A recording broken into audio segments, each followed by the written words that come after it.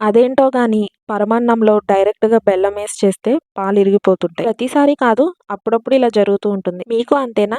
అయితే ఇలా చేసి చూడండి. పాలు విరగకుండా అమృతంలా ఉంటుంది. ఒక కప్ రైస్‌ని క్లీన్ చేసుకున్నాక అరగంటైనా నానబెట్టుకోవాలి. ఇప్పుడు ఒక గిన్నెలో 2 కప్స్ పాలు, 1 కప్ వాటర్ వేసుకొని, పాలు ఒక పొంగొచ్చాక నానబెట్టుకున్న బియ్యాన్ని వేసుకోవాలి. ఇది కుక్ అయ్యేలోపు ఇంకో స్టవ్ మీద గిన్నె పెట్టుకొని 3/4 కప్ వరకు బెల్లం, పావు కప్ వాటర్ వేసుకొని బెల్లం కరిగించుకొని పక్కన పెట్టుకోవాలి. ఈలోపు రైస్ కుక్ అయిపోయి ఉంటుంది. పరమాన్నానికి ఎప్పుడైనా సరే రైస్ ఓవర్ కుక్ అయితేనే బాగుంటుంది. వీడియోలో చూపిస్తున్నట్టు ఇలా ముద్దలా వచ్చేంత వరకు కుక్ చేసుకున్నాక కొద్దిగా ఇలాచి ముందే ప్రిపేర్ చేసి పెట్టుకున్న బెల్లం సిరప్ కూడా వేసుకొని మొత్తం కలిసేలా మిక్స్ చేసుకొని 1 మినిట్ అలా కుక్ చేసుకొని స్టవ్ ఆఫ్ చేసేయాలి. పరమాన్నంలో మీకు ఇష్టమైన డ్రై ఫ్రూట్స్ అన్ని కాస్త నెయ్యిలో వేసుకుని ఫ్రై చేసుకున్నాక కుక్ చేసి పెట్టుకున్న రైస్‌లో వేసి ఒకసారి అలా మిక్స్ చేస్తే చాలు. పరమాన్నం రెడీ అయిపోయినట్టే. నాకు తెలిసిన టిప్స్‌తో పాటు దీని ఫుల్ వీడియో చేశాను. ఛానల్ నేమ్ కింద లింక్ పెట్టాను, చూసేయండి. Do subscribe.